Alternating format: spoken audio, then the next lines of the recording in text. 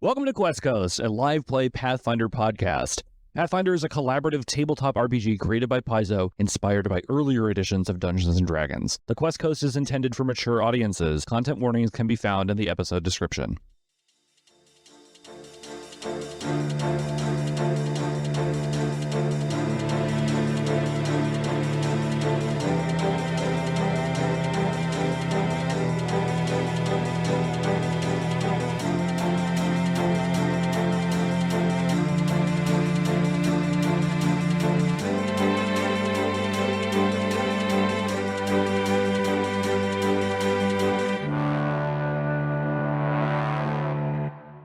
The sun looms over the bustling city known as Tetros Harbor. Boats clog the canalways as merchants and citizens go about their daily lives. A tense calm hangs over the city. After the recent fall of the last human monarchy, crime has been allowed to fester and spread, and every criminal is looking to get in on the action. Welcome to Quest Coast. I'm Blue Jay, and I'll be the Game Master. For those of you who have never played a tabletop RPG, Pathfinder is basically a collaborative storytelling game, with our players taking on the roles of heroes, villains, whatever the hell they want. They'll say what they want to do, and dice will dictate whether they succeed or fail. I, as the Game Master, will narrate the world they're in, describing the setting, voicing all the non-player characters, and throwing in challenges and obstacles. Now, I'm here with Brick Chimneys. And I'm Bill Borneo. Let's roll some dice. Let's do it. Let's do it. So, Brick, we're going to start with you. 12 of 20, known publicly as Raspberry. She's a drow in the daytime profession of slaying and the nighttime profession of being a lady of the night. She lives with her sister, 19 of 20, in Tetros Harbor, having spent the last 4 to 5 years building a life for the two of them as they seek to escape ever further from the clutches of the drow matriarchy they were groomed to one day assume control of. Connected and respected, she survives on the vine of the associations she's cultivated. She's probably tending to a number of regular clients coming through the establishment she finds employment at currently. As your last patron leaves for the night, you hear a knock on the door. Thinking that maybe he forgot something, you open it, all you find is a letter on the floor. Does it have any kind of a symbol or any kind of, shape or form is it sealed with wax or any kind of thing? It's not sealed with wax, but it is addressed to you by your real name. Actual name or my performer name? By your actual name. Oh, interesting. Okay. I will quickly pick that up, close the door, and unfurl it to read its contents. Bill, we're going to go over to you now. My character is Dr. Umber Zila. You could describe Dr. Umber Zila as an anti-establishment vigilante. Originally, Dr. Zila wanted to go to this famed institution known as Spellstorm Island, where he could work on and develop a rich, robust field in the alchemical arts. However, Spellstorm Island, being a more sort of traditional magics institution, laughed him off and told him to go play with his potions and oils elsewhere. Disgruntled for his form of magic being treated as inferior, he went to an elven college where he indeed got a doctorate in the alchemical arts. He's now regarded as quite the expert in the field. He finds himself in Tetros Harbor on sabbatical, a place where he could conduct more sociological research into various inequalities. Usually Dr. Zila is a small character, about 4 feet in height or so, cloudy gray complexion. As a Wei-Yang, he has very hard angular features. He usually disguises this by wearing a large cloak, as he is now, but also he does go by some other glamours and disguises in a more rebellious and anarchical way. Another alter ego, which he will be referred to for most of this playthrough, is the Boomer. We find Dr. Zila sitting at the docks, enjoying a sandwich, reading the paper, watching the waves go by. You're just reading the Harbor Herald by the sea, and you hear a noise, a small scuffle behind you. You turn around, and you just see an alley cat taking a fish out of a barrel. You turn back to your paper, and there's a letter sitting on your paper, and it is addressed to Boomer. I will quickly take the letter, stash it away in my cloak, and I will walk away back home, actually. And once home, I will open the letter and see what it says. You both read the letter. To my esteemed associates. Salutations, esteemed comrades. I trust this correspondence finds you in the finest of spirits, amidst the shadows where you thrive. It is with great admiration for your exploits and prowess that I reach out to you now, for I have need of individuals of your caliber for an endeavor that will make us all the richest folk in Ceres. Word of your deeds has spread far and wide within the dark alleys and the smoke-filled dens of Tetros Harbor. You are known as skilled practitioners of your craft, capable of feats that others dare not attempt. It is this reputation that has led me to seek your aid in a matter that requires the utmost discretion and finesse. I dare not disclose any more information through written word, better to discuss it in person. Meet me at the crossroads tomorrow at sundown if you accept this proposition. Know that this venture is not without its risks, but with risk comes great reward. It probably goes without saying, but no real name shall be disclosed. Until then, keep your blade sharp and your mind sharper. Yours in solidarity, the Fixer. Having read this letter, I will keep that in mind, and I'll make it a point to be at the designated location at sundown. What about Raspberry? Raspberry's going to rip up the letter as soon as she's finished it and tuck it into her bodice. Her first reaction, her first instinct is this is a breach of confidentiality. The idea being the actual name that she goes by, having been addressed by it in the letter. We're going to take the meeting to find out who it is that knows the name, and we're probably going to kill them. The Crossroads is a small, nondescript tavern tucked away in the northeastern quarter of Tetros Harbor. The northeastern quarter is mostly lower to middle-class human housing, with a few shops, small taverns scattered about. To your knowledge, the Crossroads Tavern is not known to be attached to any thieves' guild or any other crime organization. It is tucked away, having to pass through narrow alleys to reach the main entrance, but it isn't necessarily difficult to locate. Mm-hmm. The designated time is sundown, so you do have an entire day. If there is anything you would like to prepare ahead of time going into this meeting. I would like to prepare some Cure Light Wounds using my Improved Potion ability, as well as just some general gear that I usually have ready when the boomer is offered a job. Otherwise, though, I will keep it as business as usual, keep up appearances. So I'll run my shop normally during the day like I do. I'll do my backdoor deals as I normally do. I'll close it maybe a few minutes early from my shop, but upon leaving the shop, I will quaff a quick extract of disguise self. So I will appear as a tall, thin, old human that looks like he is trying too hard to be a wizard, because wizards suck. And I will go to Crossroads and wait for further signs of who it is I'm going to be talking to. You make it obvious that you're a wizard, like over the top, almost a caricature of a wizard. Oh yeah, it's a hammy wizard. You walk through Tetros Harbor disguised as a wizard, and there's this fear around magic. People scurry out of your way, they disappear into their houses, and they lock the door as you walk by.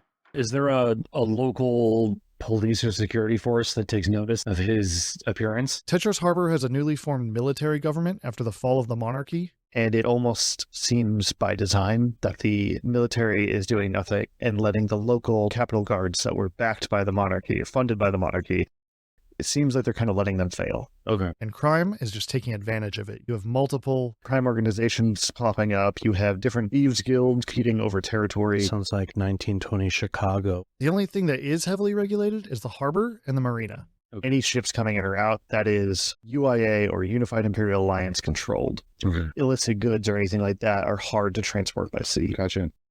Raspberry, for her day of activity, is likely going to be making house calls to a couple of her more frequent clients under the guise of, hey, how are you? Just checking in, can I bring you bread or whatever kind of bullshit. What she's looking for is if anyone that she is in consistent casual contact with has been running their mouth. So you're going to clients? Yeah, we're making house calls. Oh, hey, sweetheart. Wasn't expecting to see you here. Wasn't expecting to be My wife's home. This really isn't a great time. Your wife can stay where she is. That's fine. I just wanted to bring by a token of my appreciation for your continued patronage. You can't just show up here unannounced. What he doesn't know is that his wife is in on it. Oh, yeah. The wife is definitely a client. Raspberry's like, no, cool. I know your wife. The wife's like looking out the window at you, like making hand gestures, like "Go away, go away! You gotta get out of here. Wait, hold on now. Sorry, what was that? I didn't catch that." Since the last time I saw my client, which is just about maybe 2-3 nights ago, if they've been doing or talking to anybody out of the ordinary. As I ask these questions, I'm going to gently place my hand on his chest. Physical touch is something that really resonates with him. So I'm going to leverage our relationship to hopefully get him to divulge something. The fact that you're a dark elf also makes him extremely nervous as he looks around to see if any neighbors are watching him. Go ahead and give persuasion, or are you trying to intimidate? Neither, I just want to ask. Hoping that I don't have to resort to more aggressive or more graduated tactics. Yeah, I mean, I talk to weird people on a daily basis, but never about you. I don't go around blasting my business. Enjoy the muffins. Tell Honora I said hi. Oh, thanks, neighbor. I'll tell the wife you said hi. Oh, honey, this new neighbor I just met brought us some muffins. The wife is like sweating bullets, and she's like, thank the gods. I mean, muffins, great, yay. Woo! Whole house is in. What type of muffins are they? They are imported muffins from Grandma Tashti, famous for her blueberry muffins. And then I'll move on to the rest of the clients throughout the day. You're met with pretty much the same response. Anybody who goes to see you doesn't really talk about you in their daily life. You're a not so well kept secret. But it doesn't seem like anyone is lying by omission or intentionally misleading. They're more nervous about the fact that their horror is showing up. They're not used to this kind of situation. They're used to coming to you, not you coming to them. The fact that you're also a dark elf just kind of going door to door is already suspicious enough. This is out of the ordinary, yeah. You have a few people who might be into it, but nobody has any more information for you. Yeah. A couple of families looking for their unicorn or their third. I mean, that first couple just didn't know it. It's good for business. You're just family therapists. In a way, I do a kind of marriage counseling.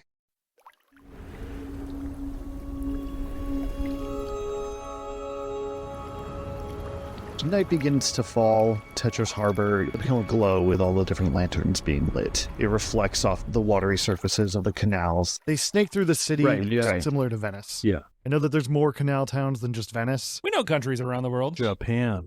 It's a canal-based city. You can see romantic couples on gondola rides, like that kind of thing. Oh, here's a good question. The section of town we're in, as Ceres is typically a human-dominant, human-centric location, are we mostly engaging with non-pure human species, or is it still there's a large human presence in the harbor? So for a long time, Tetris Harbor and all of the country of Rhodesia was very anti-non-humans. Okay. Non-human things, such as non-human people, sorry. Uh-oh. Scandalous. Sorry guys, I'm real method. The immersion is there. So non-human peoples, elves, dwarves, gnomes, drow, waygangs, halflings, minotaurs, anything, Ripley, frog people, all of them were either killed or deported, somehow purged in the past. After the fall of the monarchy and the rise of this new military despot form of government, they are short-staffed and reining in, trying to bring stability back to the world. Not the world, but to their country. But they consider to be the world anyway. Well, they might be stretching out further than just their country. It could be the world. Right. So as part of their policy, they've kind of gone back on that former racism that their country so proudly displayed. Yeah. And they began hiring and welcoming back other races from around the world, those who were wrongly deported. And so they're still mostly residing in the ghetto if you are not human. And the ghetto is now overcrowded and it's expanding beyond walls. You have shanty towns just kind of popping up. Okay. You also have a lot of hate crime directed at them. The ghetto is known as the Shiling. The Shiling? The Shiling. Okay. And that's probably where your business would be. Okay. So it's probably extra nerve-wracking for your human clients. Yeah, really weird for them to have a spicy drow walking up to the door. Exactly. Yeah. Shiling is in the southeastern quarter of the city. But the crossroads is not in the Shiling, not in the ghetto. Oh, well, where is it? It's in the northeastern quarter. It's a crowded, kind of not wealthy area either, but it is mainly humans. It's away from wealthier districts and the more protected districts. Right. And like you were saying earlier, the stretched out or thinned out city guard that is not being supported by the UIA probably isn't paying a ton of attention to this overpopulated area. They are spread thin. Their numbers have dropped. They have no funding. Someone has defunded the police successfully. God, I wish. Anyway. In place of military. So I don't... Yeah, right. The trade-off. Yeah, it's like, oh, cool, we don't have police beating up our people, but now we have tanks rolling through the street. Right. So it's like, that's where we're at. Right. So yeah, you might encounter one guard here or there. I guess my ultimate question here would be in the Shiling, As it relates to awareness or recognition of authority, is the culture more authority conforming or authority defiant? Or are they nonchalant? Or are they nonchalant? Yeah. You have a small team. Of officers dispatched there, and they don't really want to be there, and they don't really care what happens between you guys. Okay. Oh, so it's like the Roman Polanski film Chinatown. That's Chinatown, baby. That's That's Chinatown. Chinatown, baby. How long would it take to walk from the Shylings to the crossroads? And is it accessible by public roads? It is accessible by public roads. The main city is kind of divided in half by the main river. Okay. The Shylings is on the southeast side near the harbor. And you guys are going to the northeast side. So you're not crossing the main river that divides it, not going to the western side, which is where you'll find an artisan district or nobles. You'll find the guard's main headquarters. They're on that side. However, on the east side, you do have the UIA's fortress that they've built to be among the people. Anyways, enough lore dumping. Do we arrive disjointed, segmented? Do we arrive at the same time? That's up to you guys. What do you think? How punctual are you? I was just going to say, what's the punctuality of our party? He said to meet at sundown. Who's there on time? Sunset, but when? At, before, Roll after? a d6 with me. Oh, yeah, I'd love to. 5. 6. I think I arrived before you. Yeah, I'd prefer that. Let's say, Boomer, you get there 10 minutes before Raspberry. Right. If the dice represent the hour it took to get there, you got there in 50 minutes, and Raspberry, you got there in 60. Yeah, I had a client take a little longer than usual. Okay. Boomer, you're posing as a human wizard, correct? Exactly. So I have 50 minutes before the spell wears off. So moments before I arrive, I will quaff another extract of disguise self so I can maintain my facade. Give me a disguise check. That's not a good idea, but okay, sure. Hi. That's a natural 20. What a way to start off the series. Guess I'm feeling a lot of Riz right now. Yeah, so you're posing as a very Gandalf-esque wizard, complete with pointy hat, long beard, right? Yes. As I said earlier, people are very cautious around magic right now. You walk by one of the Capitol Guard. He stops and turns around to look at you. He strokes his own magnificent beard. He gives you a nod and keeps walking. Facial hair, fellas. Just say under my breath, even with magic, I couldn't have as magnificent of a beard as that. Beyond my way. Magic and facial hair never took off the way it was supposed to. Add a little magic missile to your beard. Beard that shoots magic missiles would be, if that was a mechanic or a rule I could run, it would build that into every character I make, bar none. I just think of My Hero Academia, Endeavor with like the fire. Oh, yeah. I'd like to propose that the shampoo in our world is incorporeal because you're worth it. That's so good. Oh. So you guys arrive at the crossroads. Normal looking tavern, but the lights are off and it looks closed. It seems like most people know that it's been closed for a while. Like the windows have boards on them, so no one's going in. There is a homeless person just kind of like sitting out front drinking. Excuse me, my good man. I need to get in. I think I left my keys inside. Or if they're closed. My keys are still probably inside. I'll help you get inside for a drink. I'll get Getting a drink on. no, but I'll grab you a drink as soon as I'm inside. I'll make you a really strong drink. Okay? You go and push on the door, and it just opens. All right. I go inside. It's dimly lit with only single candles across a few tables to light the tavern. Sitting at the table in the center of the room is a figure wearing a half-skull mask. I'll approach. Boomer, come in. We're waiting for one more. Ah, fantastic. I assume you're the one who sent me the letter. Yes. Okay. Is it all right if I serve this gentleman outside a nice drink? He helped me get inside, and I don't like to renege on my word. Well, I'd prefer that people still believe this place is Closed and not operational. Right. So therefore, we wouldn't have any drinks to give anyone. You want me to just leave this man hanging? Yes. You could just give him an extract. Oh, wait, you didn't take infusion. I did not take confusion, no. I'll give him the drink on my way out then, so no one needs to know. So I'll go prepare a drink and I'll talk with him a little bit as we're waiting. So how did the letter while I'm eating dinner, that was quite the trick. How did you know? Well, that's the past. I'm more interested in the future and what sort of tricks we can pull off together. Raspberry is going to approach the vagrant drinking. I'm going to throw him 3 gold and offer the suggestion that the Rosebud across town is a better institution. You'd be probably better served heading over that way. Oh, thanks. He kind of looks at the gold coins like, that's a lot of money.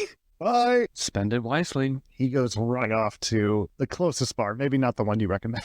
I want to make sure that before I enter the premises is that there is at least as much as I can control for. No one visibly on the exterior. It's pretty abandoned in this area. Even a lot of the torches that are normally lit at night are not lit. There's like a dark spot on some avenue that's just been like foreclosed on. You have to like walk down an alley to even get to the gotcha. Okay. Before I cross the threshold, after I've dealt with the man outside, she's going to palm a sewing needle in her hand in case she needs to, The door opens, and Boomer, you see a dark elf woman standing in the doorway, and a very jovial homeless man walking off into the night, coins jangling in his hand.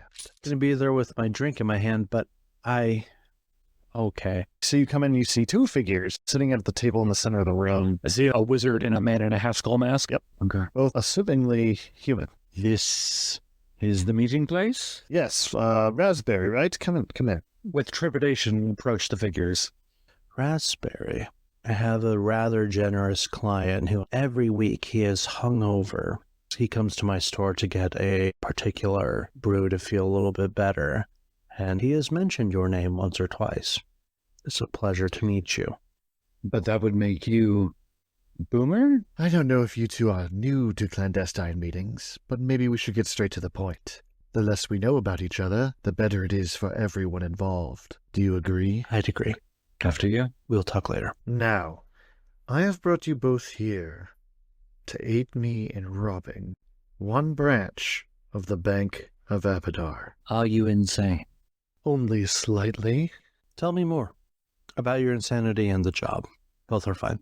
The Bank of Abadar is a church, more or less, run by clerics who worship Abadar, god of wealth and trade and civilization, blah, blah, blah.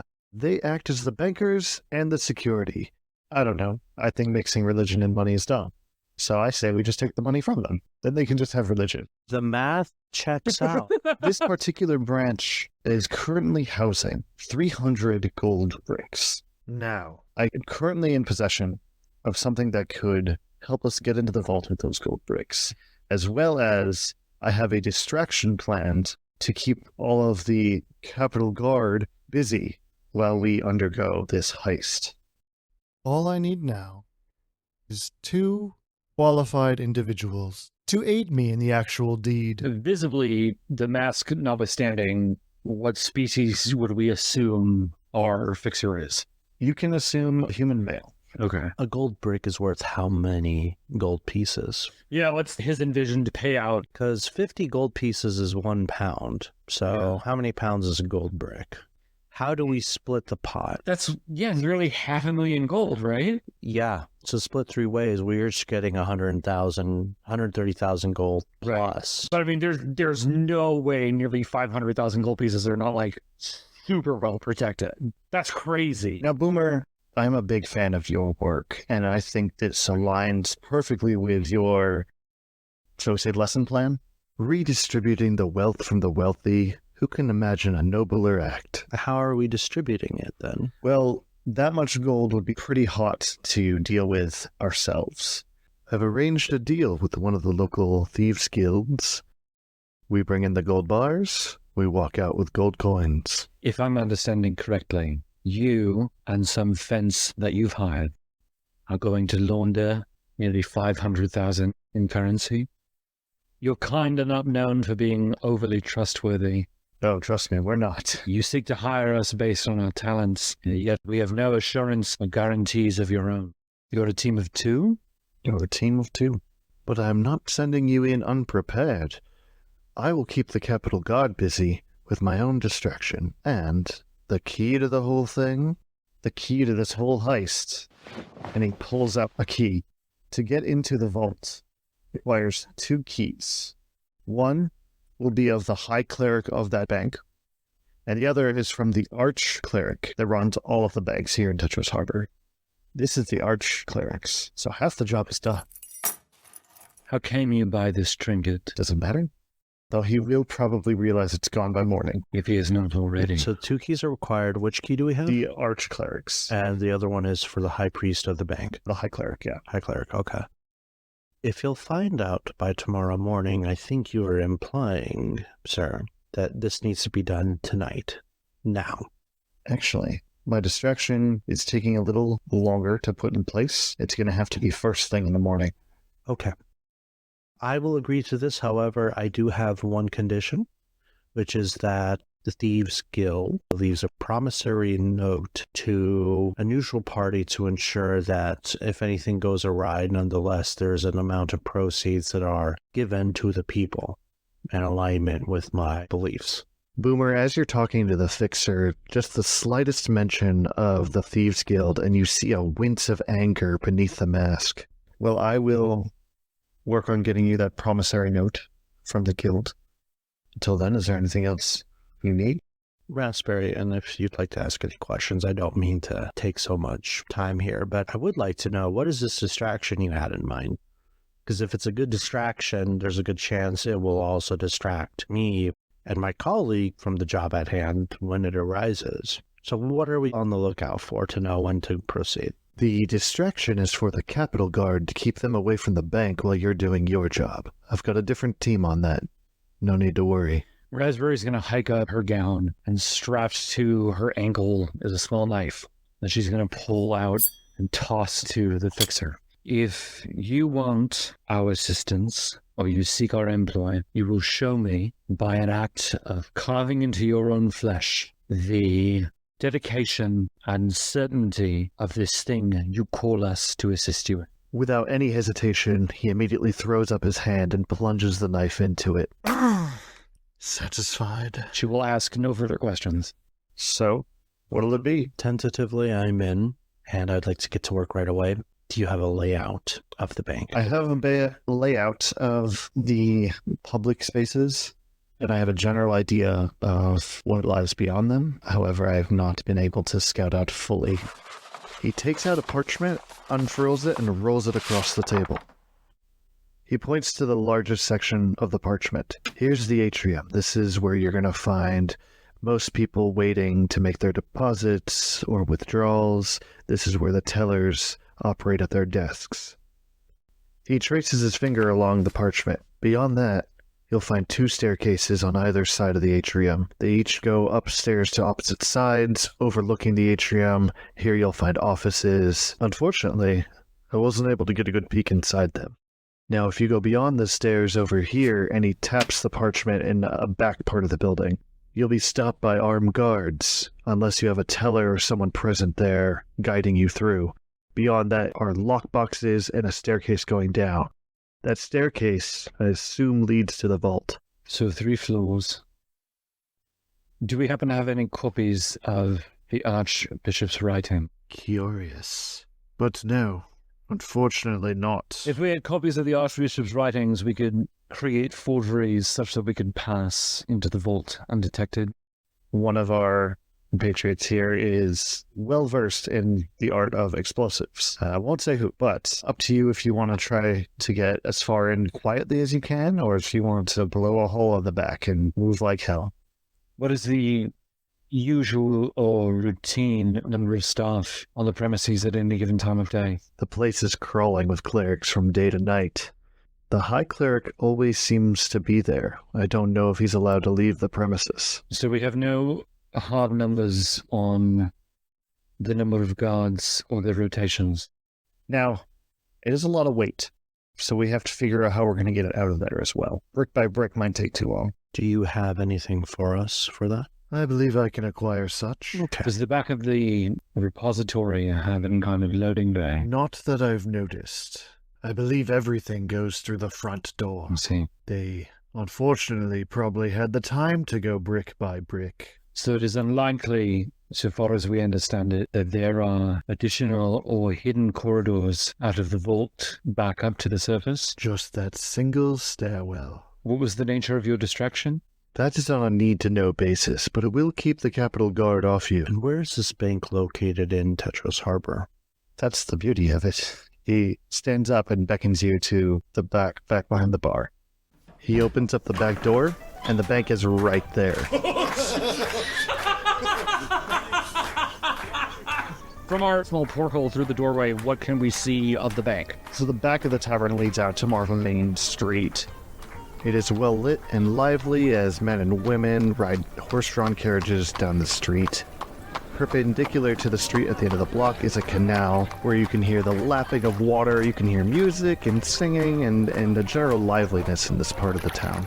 You see the facade of the bank directly across the street. There are stained glass windows. There's a symbol of a gold key, and then on the stairs leading up to the front door, you can see 2 guards wearing holy vestments. Okay. So it's the front entrance we can see from the back window.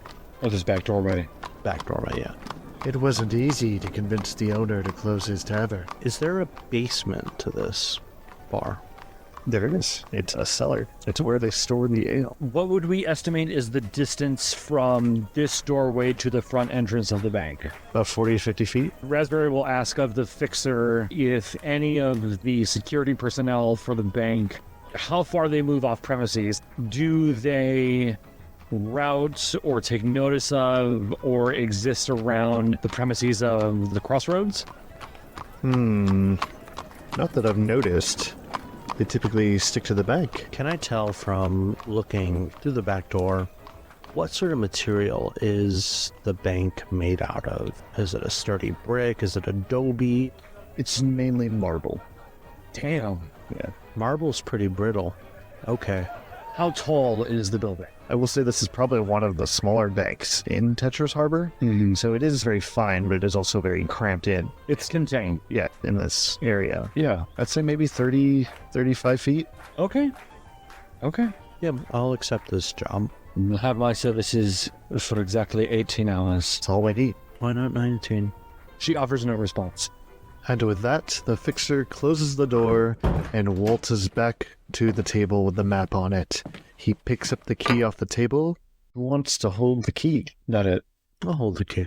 Don't go losing it now. It's the only one we've got. I will firmly grasp it. Do you have a crafting of any kind? We can see if we can make a forgery or a replica of the key. I have crafting alchemy. Ooh, okay. Yeah. Gotcha. Very niche.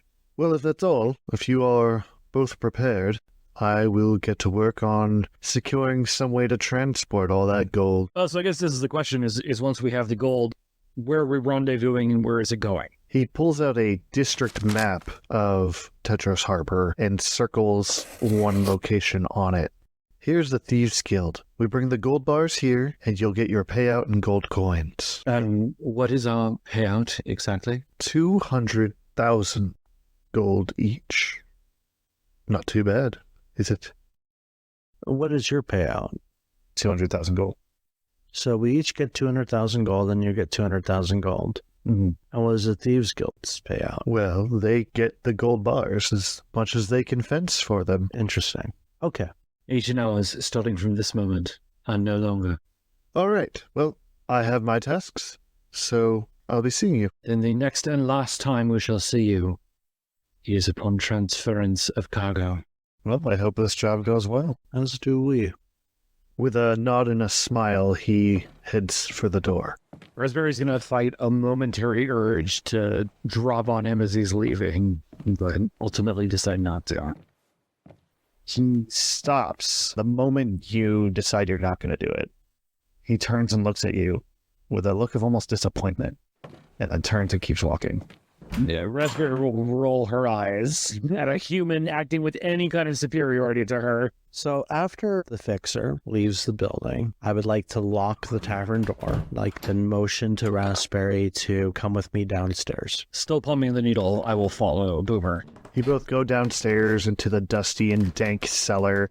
You see barrels of wine and ale lining the walls, and you see one human bound and gagged in the corner. Oh, what does he look like? What do they look like? What are they wearing? He is a short man with reddish blonde hair. He's wearing commoner clothing with an apron, and his feet are bound, his hands are tied behind his back, and there's a rag tied around his mouth. He sees you come down and he starts squirming and struggling. Take the gag out. What is your name? Henry. Do you own this place? Yeah, How did you end up like this? I don't know. I'll tell you anything you want. All right, Henry, we're going to let you go, but we're still trying to figure it out ourselves. I'm going to put the gag back on you. Is that okay? Yeah, I guess so. Okay, we're not going to hurt you, I promise. Okay. Okay. All right. So the motion a wave to Raspberry. The guy I just spoke with is full of shit. I agree. The math on the gold itself does not make sense. The gold that we're going to pilfer is about worth of 400,000 gold, maybe 411,000. Because overshot it by a third. Exactly. So he clearly is going to cut us out of this somehow. In addition to that, he said that it took a lot to get the bar owner to do that. He's put him on ice. I mean, it takes a lot of energy to tie someone up. That is fair. That depends on how you do it, darling. The biggest red flag for her is the theft of the Archbishop's key. You either pull it off by having an insane amount of luck, or you have an inroad. Either complication or compromise. Raspberry, by principle, does not trust humans. Pulling off something like stealing the key to a vault that is half of the keys required for accessing the wealth held up in a bank like this, run by clerics worshipping a deity. You don't steal an Archbishop's key overnight. It's not something you do casually. So I think that element for her is the most jarring, to which her thinking is, we are operational patsies. Whatever we do, whatever we produce, we're going to get thrown under the bus. Yeah. And the lack of free flow of information, that's just not a good collaboration. Yeah, he wouldn't tell us what the distraction plan was. Yeah, we could be the distraction. We could be the diversion for his actual workers or fixers or whoever, you know. He said, I recruited you, but he didn't say anything one way or the other about not recruiting additional people or not having additional talent. Yeah, this could just be various teams of chumps. Yeah. Not saying we're chumps, but whoever succeeds best is the main plan. Yeah. Whoever is left is the distraction. Yeah, he could be hiring multiple teams for multiple phases of the plan. It doesn't matter which team or which section of the plan we are. Whoever comes out with the gold is going to get killed. So what I'm going to propose is two things. Okay. One, I'm not going to bullshit you because you are my colleague and we are putting our skin on this together. Yeah. So I'm going to be very transparent. This is what I also propose. So we dig through here to the vault. Yes. We blow in. Yeah. If we can confirm we can get into the vault and we get out this way. I also propose one of us goes to the Thieves Guild itself, which should be marked by the point that he indicated on the map, and we cut our own deal with him and we cut him out of the equation. I don't know how much we can dig in 35 to 40 feet. 35 feet was the height. 40 to 50 feet was the distance. The distance, okay. What she can do, however, she could present herself as an ailing maiden to draw attention out of the atrium while you pop up and hit the vault. And if anything goes south, she can reinforce or she can deal with the security forces in the atrium. So it would be that she distracts from the atrium. Yeah. I sneak in. Yes. And I blow up the vault. That's almost a good idea. That's actually better than what I was thinking because, digging is going to take a long time. Yeah. For some reason, I was just thinking we go to Tetris Harbor, the actual harbor, the docks. Or just like, we need 8 orcs. And just like have them dig throughout the night. But do you have alchemist fire? No, I have bombs, which are better than alchemist fire. Right. So another thing we could do to add as like a third heat is we could start a fire somewhere. Yeah. So the first distraction prong is Raspberry showing up scantily clad, maybe paints and bruises onto herself, be like, oh, I've been a horribly mistreated, someone's concubine, yada, yada, yada. Please, can't religion save me? We can start a fire somewhere. And while those two things are happening concurrently, you can tunnel in. Possibly. Okay. But here's a big thing is that tunneling in makes sense. Yeah. If we blow into the vault exactly. Yeah. Perfect idea. If the vault's on the other side, it's just better that we snuck in. Right. The biggest thing, the biggest qualifier that can make a difference is getting the second key. We need to find who the high cleric is. Yeah. And go from there. If Raspberry can present some kind of attention-grabbing forged document that pulls not just the atrium forces, but the high priest as well, at the very least I can get him into a place where we can grab the key. I can, if need be, I can appear anywhere. And I can alter my appearance anywhere. Oh, that's right. You could just get yourself as a clerk of the bank. I could. Yeah. But it's a matter of Abadar. I know a little bit about Abadar, but if they're, for example, well, give me the channel positive energy chant we all do. Oh, yeah, good point. Yeah, I'm not going to have anything resonate. Right. I'll spiffle some glitter out. I'm going to be like, that's pretty weak, bro. Yeah. I think there's a multifaceted approach to it. But what's important is that we secure our end game, and we talk to the Thieves Guild ourselves to make sure that, one, they're even part of this plan, and two, I have a plan. we let you go? Yeah, because then you don't have a witness, that overhears your plan. Or we kill you. Oh, no, that's a terrible plan. What's your name? Henry. Henry, how much do you make here? I mean, it's been kind of slow. So how much you make here a month? Can you do math? What did the fixer pay you to close your establishment? The who? The person who tied you up, how much did they give you to tie you up? There was no man. Nobody paid me. There was just this terrible dark elf woman. No offense, of course. How much do you make here on a good month? Maybe like 7 gold pieces. If you can deal with this until we're done, I will make sure you get 100 gold pieces at the end. Can you sit back and relax? Stuff that gag back in my mouth. Let's do this. I'm going to replace his cloth gag with a ball gag that my character has in our person. His eyebrow raises. He's not saying no. I'm gonna gently stroke his forehead and maybe ruffle his hair as I finish clasping the unit. He's nodding his head yes, so he's consented.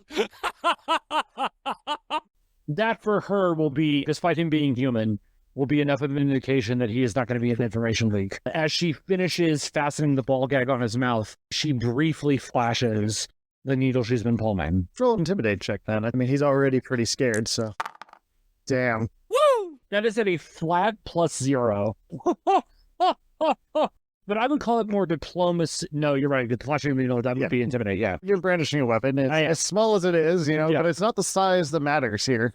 My glamour has worked off, and so you're not talking to me anymore. You're talking to a wiry Wei Yang character. Right. I don't know how your character would respond to that. What's the color of your skin? Kind of grayish. Then we're probably allies. All right, so you're good working with me then. Yeah. Does Henry see your human guy's fate, or was that upstairs? I think at some point he would see it fade, yes. Yeah. I'm going to just go up to Henry and be like, Henry, you will never know what I actually look like. And for 100 gold, that's better, okay?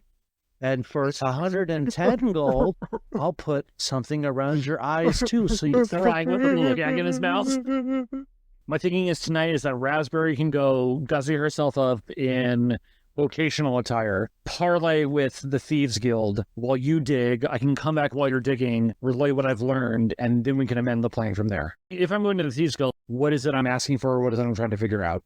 Did they make an arrangement with the fixer? Whose name we don't have. Yes. Yeah. What is that arrangement? And right. What is it they expect to receive from him? Assuming that we keep this tunnel idea, what do we think is an efficacious depth by which to proceed? Ground floor, ground level at the foot here. Go straight through. So we keep a flat 10? Yeah. Okay. How long would it take for a single person to tunnel all the way through based off of the information I have and my knowledge of engineering and dungeon? And the give of the soil. Give me a dungeoneering check. Or I have geography. Geology, that's what we need here. No, I'm geography and local on my knowledges. I have engineering and I have dungeoneering. We'll do engineering. Okay. I'm going to take 10 and get a 20. You surmise that with the right expertise, the right tools, and very few breaks, it could be accomplished in one night.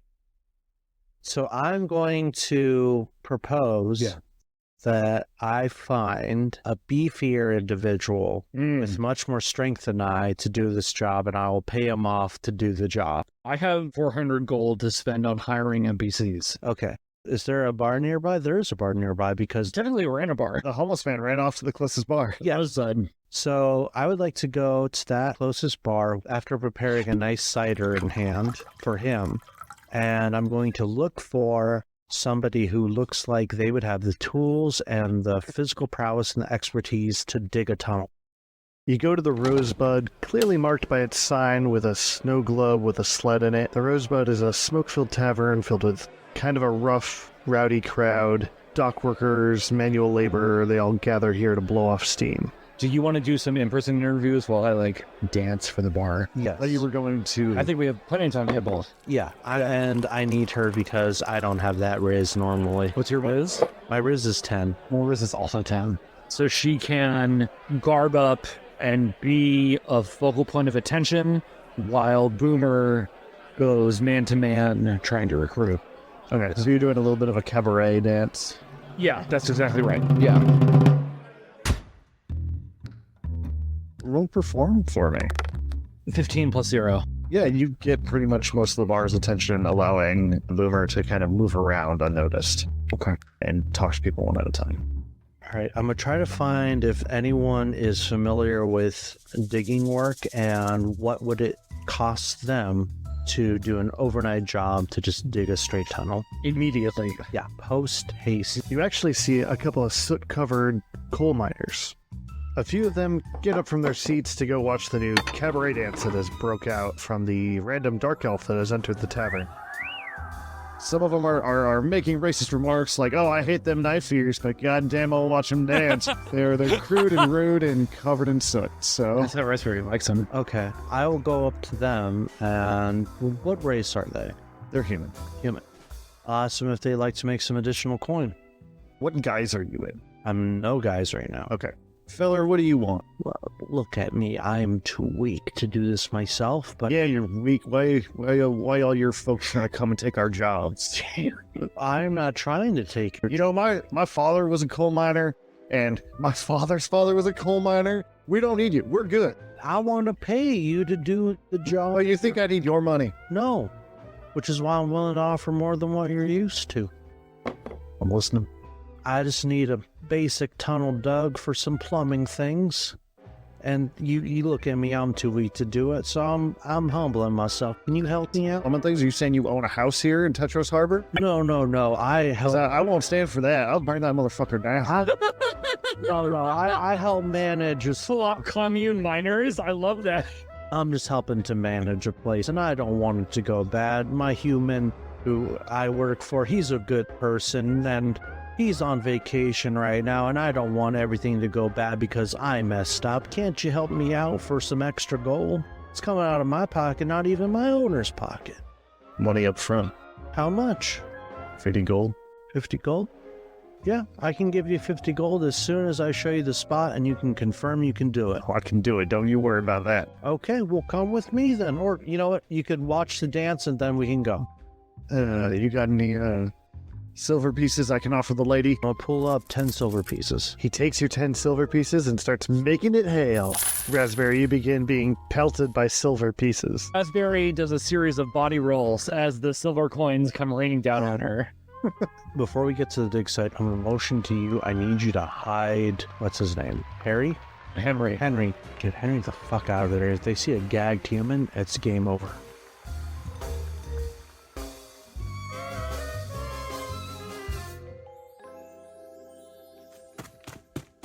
So I'm going to bail back to the bar. I'm going to grab Henry. I'm not going to take the ball gag out, but I am going to tie a rope around him. He's going to be on a leash. And he's going to come with me to the Thieves Guild. All right, cool. Henry thinks to himself, I hope this doesn't awaken anything in here. I bring them over to the spot and I'll be like, all right, we just need to dig straight forward for about, was it 40 feet? Oh, shit. I used to go to this tavern, the Crossroads. Yeah. Yeah, so just... Yeah, I haven't seen the owner in some time. And Henry's on vacation. Okay. Well, Henry's good people. Exactly, and he took a chance on a dummy like me, and I don't want to let him down. So if you could dig 40 feet straight so that when we get plumbing here in 2 days, they can fix the problem, that would be great. Otherwise, it's going to cost Henry an arm and a leg. And do you want those Tengu, which I don't know why they're the best at plumbing, but do you want those Tengu to rip him off? I don't even know what a Tengu is. Do you want those bird people to rip off good old Henry? Hell no. Then can you do this? And if you do this tonight, you ask for 50, I could give you 90. Well, you think Henry would mind if I help myself to a little ale there? I'll cover that as part of the charge. Right, little feller, when you got yourself a deal. Thank you. My name's Ted. Don't ever call me that.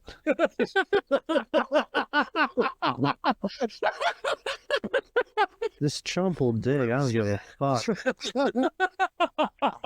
All right, I'm going to make a roll for Ted. Hell yeah. Some strength check. He pulls out like a collapsible pickaxe from his pocket. He gets digging. You just see stones just start flying off. He got a really, really great roll. So he's just going to town on the rocks. Nice. Damn. Henry and Tao by leash, are heading to the Thieves Guild. Also, I have not changed out of my dancer outfit. You're walking through the town in a vivacious outfit with a man on a leash in tow. You're getting some strange looks from the citizens as you walk by. They've looks of surprise on their faces, but they go about their own night, drinking and laughing and murmuring to each other. The coolest peasants you've ever seen. I'm sure one or two of my clients are in the audience.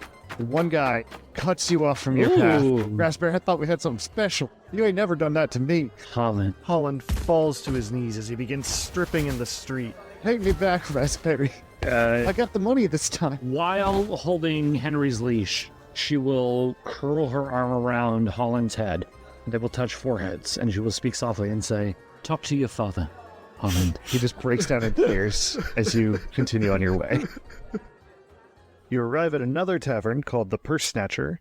You can only assume that this is the Thieves Guild. Are there any guards outside the Thieves Guild? No. Okay. As a means of reinforcing Henry's, let's call, servitude, Raspberry will derobe in front of him to fully change into her more apt adventuring gear before she goes into the Thieves Guild. And then I'll stride into the Thieves Guild with as much air or aura of belonging as I can conjure. And Henry on a leash. And Henry on a leash with the ball gag in his mouth. You make quite the appearance as you come in through the door. What was filled with loud music, you hear that screech, crash. Yeah, exactly. The scratch. All eyes are on you and Henry. Somebody yells from the back of the room, "Hey, who ordered the show?" You see a big burly man walking up to you. He could be an adventurer, he could be some hired muscle, you don't know. Hey, little lady, you wanna... Simon, let's not waste any time with each other. You know what I'm here to see. I just love that you know everybody. She's been around. She's been here for like 5 years. I'll see you later then. And he walks off. With Simon out of her way, Raspberry is going to try to make for, as in her estimation, the highest authority she can find. But ultimately, anyone who answers her questions will be sufficient. Man stands up. You recognize him as Heinrich. He's not one of your patrons. He's not. You gotta cut that off at the pass. Despite my trying, Heinrich has not felt Raspberry's charms. You've had run-ins with Heinrich before, mostly when he's storming your place of business. He pulls his people out of there. He's very pro-human, but more specifically anti-drow, and does not want his people affiliating themselves with you. So he walks up and is like, "What are you doing here, elf?" "What do you know about the heist happening at the Bank of Abadar?" "What do you know?" "Pour us some brandy and we'll talk." "You're in my house, elf. We'll be drinking whiskey. Jimmy, get the cheap shit." All right, let's get this over with. I feel like there is potentially a professional rival/frenemy thing that happens between her and Heinrich. She's not particularly interested in disrupting his schemes because she ultimately doesn't view him as like any kind of value, but it is fun for her to have the association. And the thing that she estimates, and maybe this is true or not, the thing that she estimates is the most true about Heinrich hates anything happening that he doesn't know about. "So what do you know?" "I've just met with a local, calls himself Fixer, says he has some scheme to move 400 gold bars. 200. No, I know. 400 gold bars out of the Abadar Bank to the tune of 200,000 gold pieces per participant." "Sounds like a good score." "Sounds like bullshit. Do you know anything about it?" "Say I did know something about it. What's it to you?" "Because the Archbishop is concerned, and this Fixer has stolen his key, half of which are required for accessing the vault." "Well, I missed the part where that's my problem. Sounds like this is between the Archclerk and this damn fool." "What kind of bandit in your town is thieving keys from the Archbishop, Heinrich?" "A soon-to-be dead one, I wager." "How soon?" "It's only a matter of time before those clerics catch up to him. I'd steer clear if I were you." "And what about the guild? This is an operation happening outside your purview." "So I assume." "What do you take me for? Who do you think you're talking to? I watch after my people. Don't you worry about that." "I'll politely ask you to get the fuck out of my bar." "And you don't know anything about a humanoid wearing a half-skull mask calling himself the Fixer?" "Every time I think you're capable, Heinrich, you disappoint me." "Not for nothing, but this one is yours." And I'll hand him Henry. As you leave the tavern, Heinrich looks over to Henry, shrugs, and kicks him onto his back. Back across town at the crossroads, what are you up to, Professor? I barricaded the door a bit. I provided some food and other drinks nearby because I figured Ted wouldn't give a fuck enough to, actually look at my disgusting non-human self. And I rested so I can recover my shit. Okay. Progress? We have a fine human, Ted, digging away for us. An Oriad couldn't do a better job. Agreed. Unfortunately, I wasn't able to learn anything new from Heinrich, who is classically tight-lipped. Did it sound like he was familiar with the arrangement? Either he was bluffing to my face in an attempt to hide his association, or, as I suspect is more closely accurate, Heinrich doesn't know a goddamn thing. Then we can cut a deal with him. Right.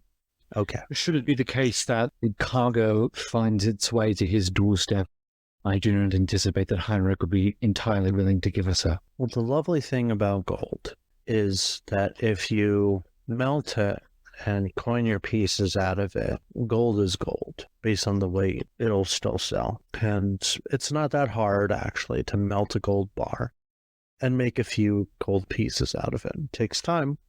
It's not hard, though. Without the directional guidance of the Thieves Guild, I am afraid that we are still opening ourselves to being taken by the whims of the Fixer.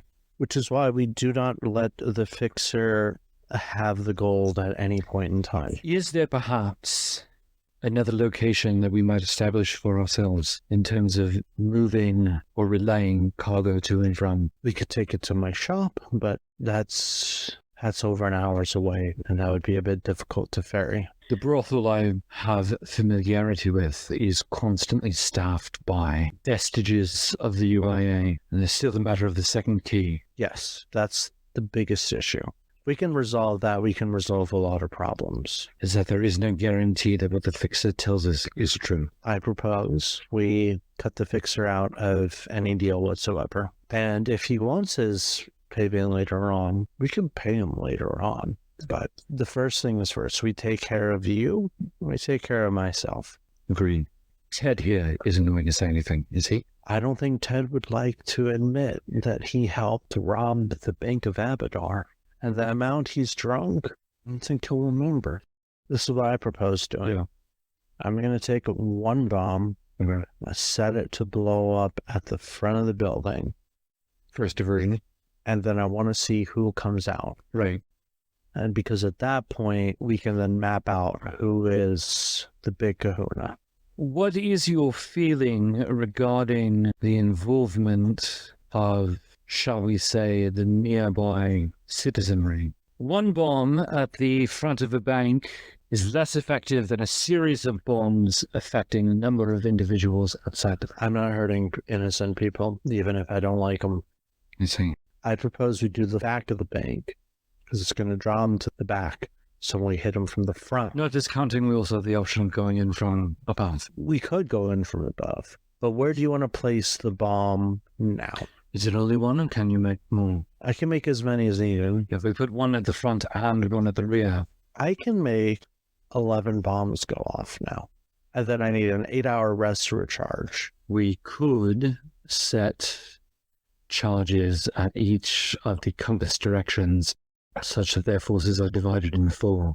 But do we want to focus solely on the bank, or is there any other place that we want to focus on so it's not adherent or obvious? That Unfortunately, without the advantage of a blueprint or a schematic, assuming, as the Fixer says, the only entrance is to the front, should we compel the inner atrium forces to split in four directions, might give us more maneuverability, but unless we case the bank beforehand, there's no way of knowing.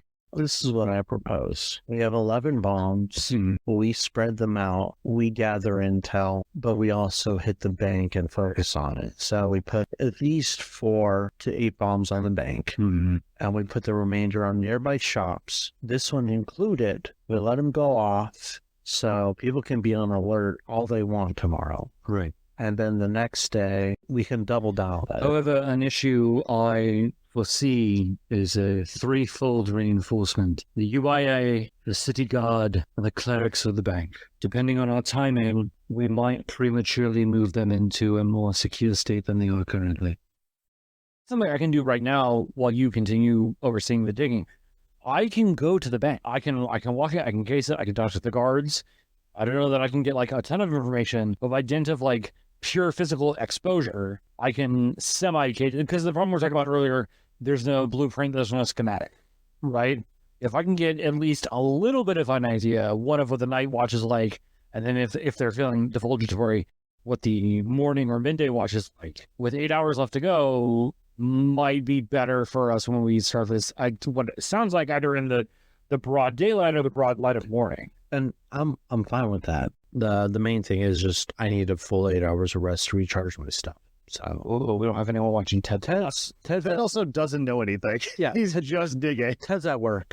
Is he being paid well enough that we feel like he's not going to be a Yes. information leak? Yes. Okay. All right.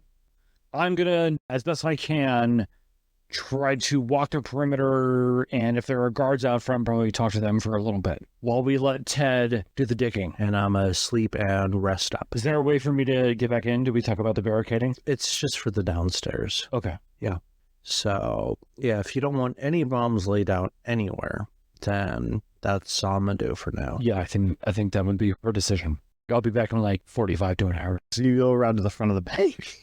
Yeah. You see the two guards, all in cleric vestments, armored, and displaying the symbol of Abadar, which is the golden key. I'm going to walk up to the guards, showing a little bit of skin, we might say. Stride up to them, looking dainty and flowy, but not helpless. Stride up to what I think is the strongest or stockiest looking one. Casually yawn and rest my elbow on his pauldron. You've heard about Goldie Wilson? Ma'am, the bank is closed. He's not wrong. So you're not interested in who's running for mayor? No, we answer to a higher power, What's that? the power of coin. You think mayors and money are so far apart? I want to look over to his friend. Hey, good looking. What are you thinking of Goldie Wilson? She will sensually dismount from the first guard and saunter to the other guard, drawing several mounted breastplate. I think we can do a trade for a trade. He looks over at the other guard and he's like, ma'am, I'm sorry. You have to go. She's going to move her hand up from his breastplate to his collarbone. Maybe draw a line back and forth.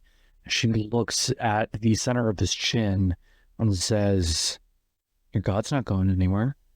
Hold that thought. And he scuttles over to the other guard. Please, man, I need this. My girlfriend just broke up with me, man. Being a man of faith, you just don't get these kind of opportunities that often. Robinson, she's a 2-bit whore. 3 bits, at least. Whatever's your money. I'm not covering for you, though. Can we make it quick? As quick as you'd like, done. All right. I'm taking my smoke break. We're ready to go around the corner real quick? Yeah. Okay. What's to do it downstairs by the vault? Haven't we done plenty of back alley trysts? Isn't there something more? No, this will be my first time. If it is indeed your first time, sweetheart, then don't you think you deserve something more memorable? No, I just made my first time in a back alley. No, this is fine. Let's go. Would it not heighten our experience to engage somewhere more opulent? Perhaps you know something nearby. All right. I get what you're saying. And he reaches into his coin pouch and pulls out the 3 silver pieces. Let's do this. And he rubs his hands together. Hold on while I romance. As I suggest to him that perhaps the apex of our passion might be found in the most secure place in the place he works at. This is a spell? It is, in fact, it is called suggestion. I think our guard named Robinson needs to make for me, his mistress, a will save DC 16. Your words with an enchanting melodic sound echoes through his ears. A glazed look crosses his eyes. Let's do it in the bank. Let's do it in the bank! I'd like to make a deposit. This is a typical dude. He has passed the dude check.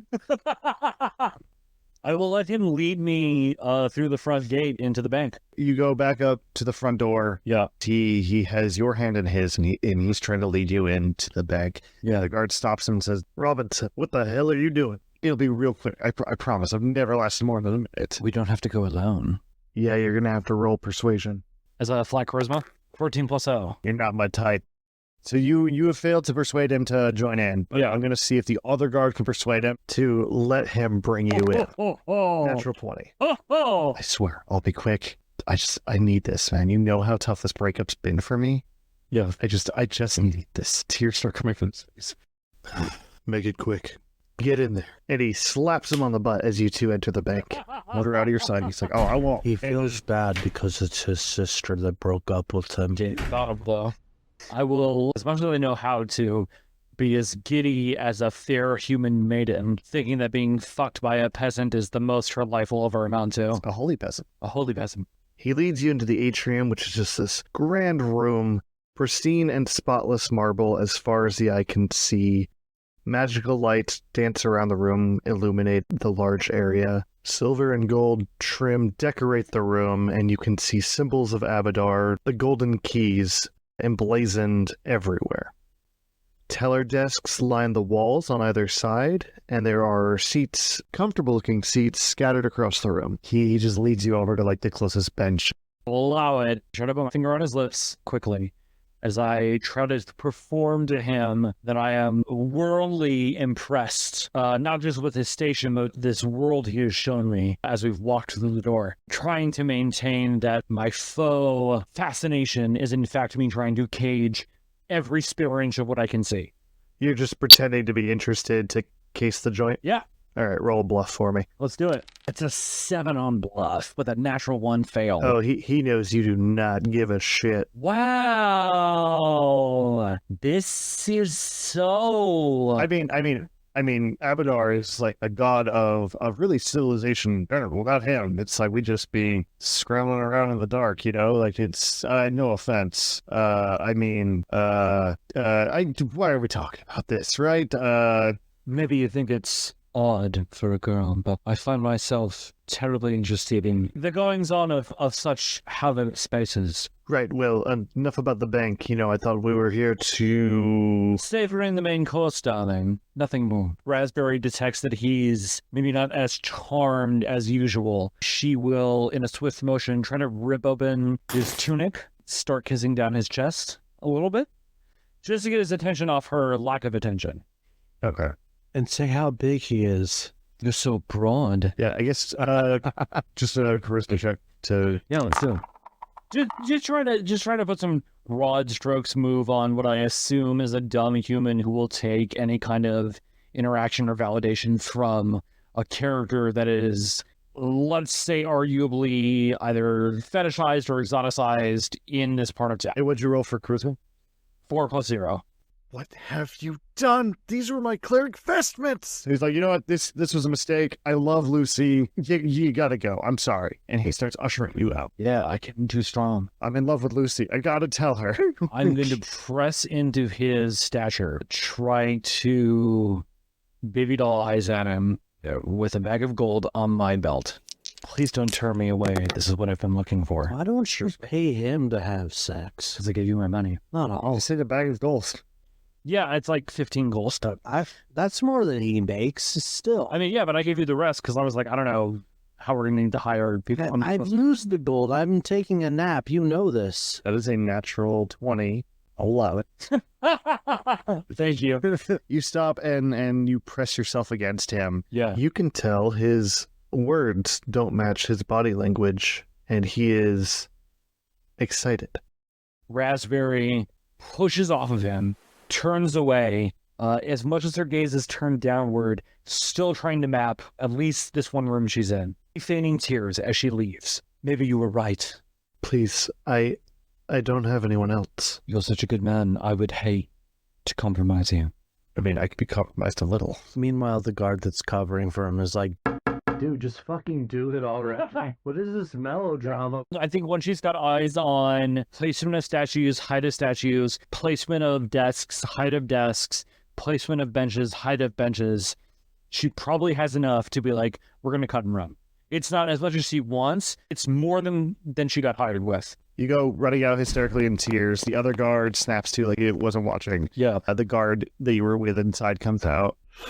Yeah, I hit that. The other guard just raises an eyebrow. Back at the crossroads, you enter through the door to a warm, crackling fire. You see Boomer curled up in the corner snoring, and you can hear the faint sound of digging down below. She will probably journal briefly about the fixer. He's built on knowing anything. 2 guards at the bank. So we'll probably recap the last 20 to 25 hours or so, and then set in for a 4-hour meditation. You take note of the day's events, and you settle into your meditation. Cool. What the? Startled awake, you both dig through the barricade you set up to the cellar and race down the hall to Ted. You see that he's broken through to the other side. The 3 of you look down into the room below. Ted, you're fired.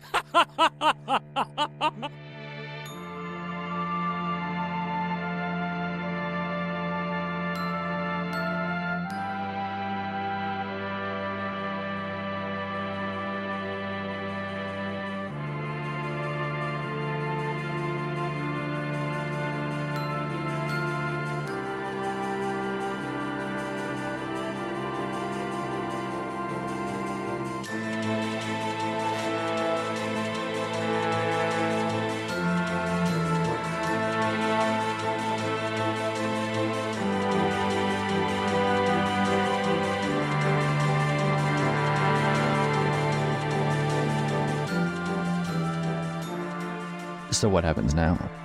Find out next time. On West Coast! This was Let's Do It in the Bank, our very first episode of this podcast, as well as the first episode of the Holy Harbor Heist. Raspberry was played by Brick Jimmies. Umber Zila, aka The Boomer, was played by myself, Bill Borneo. Our game master today was Blue Jay. Artwork and illustrations done by Jordan Chao. He can be found on Instagram under Chowderbrains. Our theme song is Borrowed Time by Tao Wu. He can be found under Tao Wu. Thank you so much for listening. We will catch you later.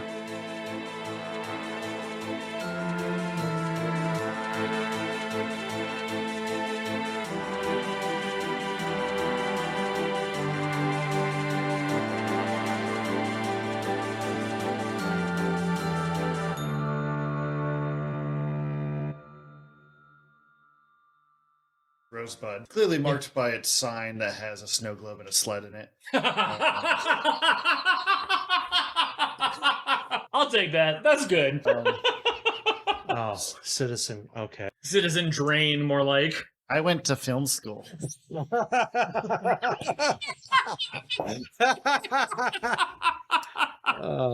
We can name countries who know math, and one of us went to film school. I went to film school. That's why I don't know math. That has to be in the cut for sure.